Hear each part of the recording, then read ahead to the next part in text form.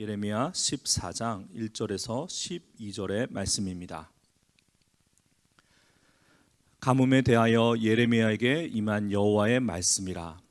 유다가 슬퍼하며 성문의 무리가 피곤하여 땅 위에서 애통하니 예루살렘의 부르짖음이 위로 오르도다.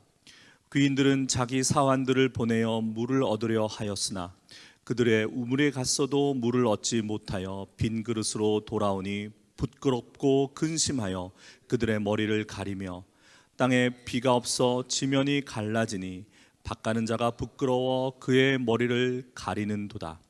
들의 암사슴은 새끼를 낳아도 풀이 없으므로 내버리며 들 나귀들은 벗은 산 위에 서서 승냥이같이 헐떡이며 풀이 없으므로 눈이 흐려지는도다. 여호와여, 우리의 죄악이 우리에게 대하여 증언할지라도 주는 주의 이름을 위하여 일하소서. 우리의 타락함이 많으니이다. 우리가 주께 범죄하였나이다.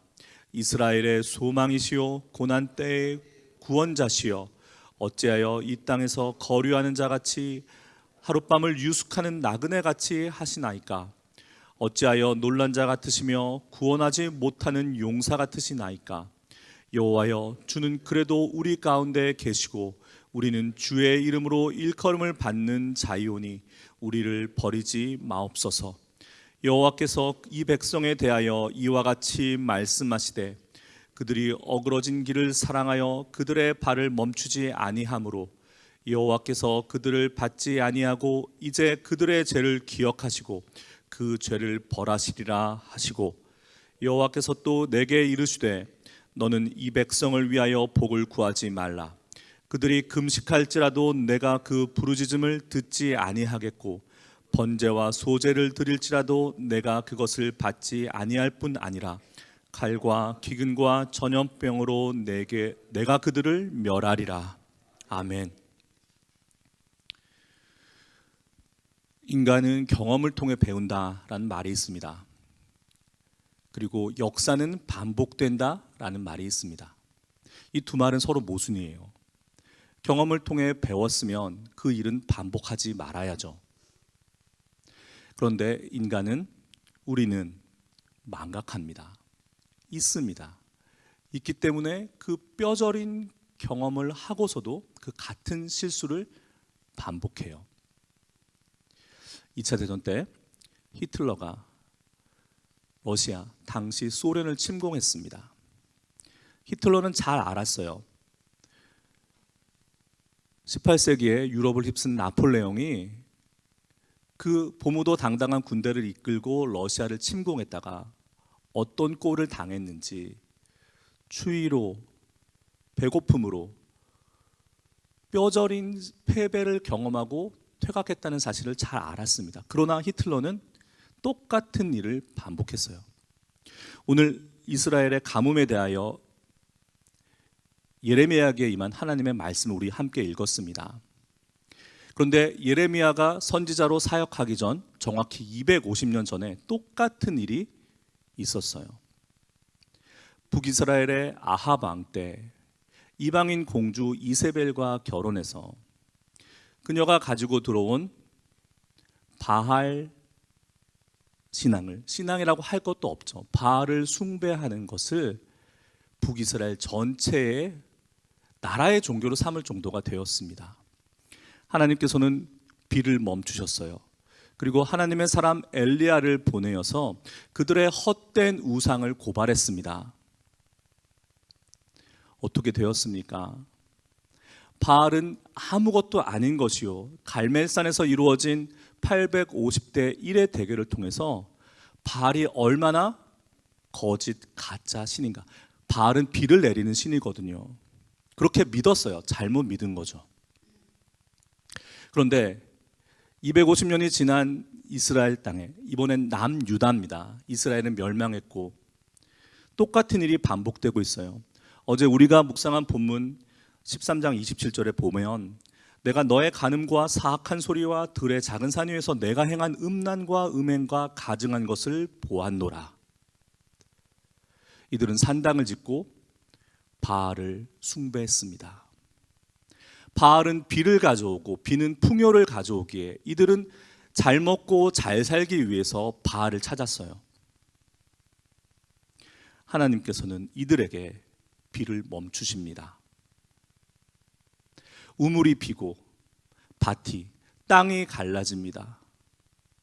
고관대작이며 할 것 없이 아무에게도 마실 물이 없어요. 심지어 들짐승조차 자기 새끼를 버립니다. 예레미야가 하나님께 기도합니다. 마치 모세와도 같이 하나님께 기도합니다. 여호와여, 우리의 죄악이 우리에게 대하여 증언할지라도 주는 주의 이름을 위하여 일하소서. 우리의 타락함이 많으니이다. 우리가 주께 범죄하였나이다. 예레미야는 자신들의 자기 민족의 범죄함을 숨기지 않습니다. 하나님께 고백하고 인정해요. 그리고 하나님의 자비하심을 구합니다. 예레미야는 하나님께 이스라엘의 소망이시오 이렇게 부릅니다. 그런데 사실 이 이름은 이스라엘의 소망, Hope of Israel은 자기 자신들이, 이스라엘이 자기 자신의 하나님 여호와를 부르는 이름이 아니에요. 이방인들이 이스라엘과 이스라엘의 하나님을 모욕하며 부르는 이름이에요. 너희들 야훼가, 여호와가 너희들의 소망이라며 어디 있으면 나와서 해보라고 그래. 예레미야가 이것을 들먹이는 이유는 무엇입니까? 우리는 범죄하였고 우리는 소망이 없지만 하나님이시여, 하나님의 거룩하신 위대하신 이름을 위해서라도 이방 땅에서 하나님의 이름이 조롱받는 일이 없도록 하나님 일하여 주옵소서 기도하는 것입니다. 어찌하여 이 땅에서 거류하는 자같이 하룻밤을 유숙하는 나그네같이 그렇게 하십니까? 간절하게, 참으로 간절하게 하나님께 부르짖습니다. 구원하지 못하는 용사 같으시나이까? 이것도 이방 군대가 이스라엘 군대를 조롱하며 부르는, 이스라엘의 하나님 여호와를 조롱하는 소리예요. 감히 하나님의 선지자 예레미야가 어떻게 하나님을 조롱하겠습니까? 그토록 하나님의 이름에, 그 하나님의 이름의 거룩함을 훼손한 자신들의 죄를 통회하며 하나님 우리에게 한 번만 기회를 더 주옵소서 간청하고 있는 것입니다. 10절부터는 이 예레미야의 기도에 대해서 하나님이 응답하세요. 그런데 이 하나님의 응답이 참으로 무섭습니다. 하나님께서 뭐라고 하시냐면 두 가지인데요. 먼저 여호와께서 이 백성에 대하여 이와 같이 말씀하시되, 하나님이 이스라엘을 뭐라고 부르십니까? 나의 백성이라고 부르지 않습니다. 하나님께서 이스라엘을 나의 백성이라고 부르시지 않으시고 이 백성이라고 부르세요. 하나님 사랑이 무한하시고 끊임없이 용서하시고 오래 참으시고 기다리십니다. 그래서 우리가 어쩌면 이렇게 존재하는지도 모르겠어요. 그런데 나의 사랑하는 자여, 나의 자녀들아 라는 하나님의, 우리를 향한 하나님의 그 부르심이 언제, 어느 때에 나의 백성이 아닌 이 백성으로 제3자처럼 바뀔지 모르겠습니다. 두려워요. 여러분, 하나님이 우리를 너는 내 새끼다, 너는 내 자녀다, 너는 나의 백성이다라고 부르시는 게 얼마나 큰 축복이고 얼마나 안심되는 일인지 너무나도 감사할 일이에요. 그리고 여호와께서는, 하나님께서는 호세아서 8장 13절에서 했던 말씀과 동일한 말씀을 하세요. 여호와께서 그들을 받지 아니하고 이제 그들의 죄를 기억하시고 그 죄를 벌하시리라. 하나님께서는 예레미야에게 이와 같이 말씀하십니다. 너는 이제 이 백성을 위하여 복을 구하지 말라. 그들이 금식하고 부르짖고 범죄와 소재를 드릴지라도 내가 그것을 받지 아니할 것이다. 칼과 기근과 전염병으로 내가 그들을 멸하리라. 우리는 경험을 통해 배운다 말했습니다. 인간은 망각의 동물이에요. 그래서 역사는 반복됩니다. 죄는 반복돼요. 새벽부터 너무나도 무거운 엄중한 말씀을 드려서 하루를 너무 무거운 마음으로 시작하실까 봐 이 말씀을 드립니다.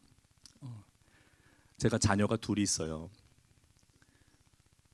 첫째와 둘째가, 첫째가 8살, 둘째가 5살입니다.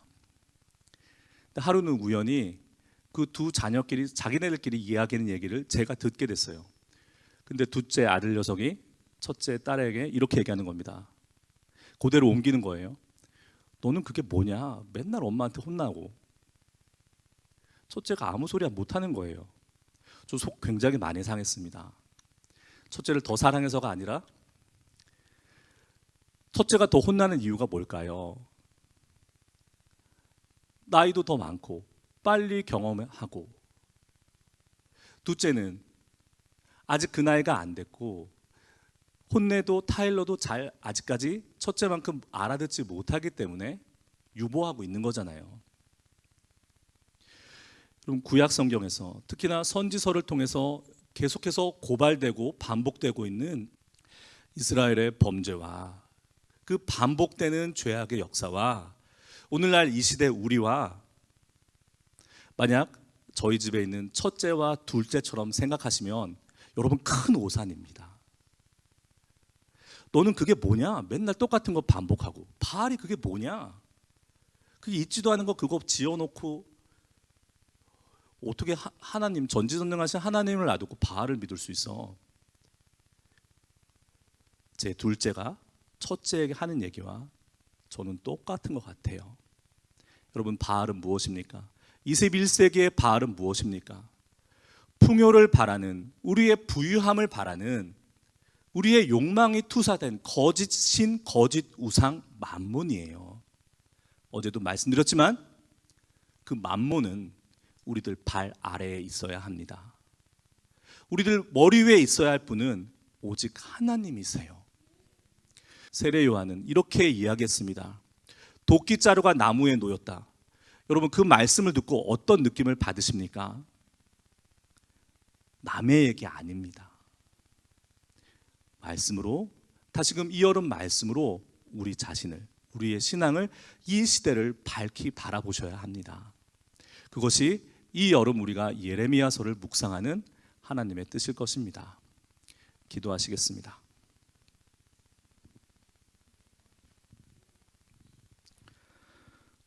거룩하신 하나님, 하나님의 이름을 높입니다.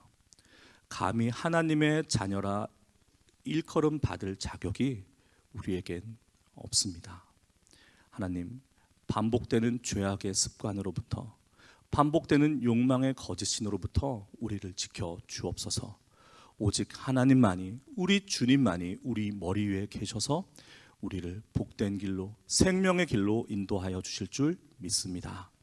그 믿음이 바로 서고 재정립되고 더욱 깊어지는 여름 되게 하여 주옵소서.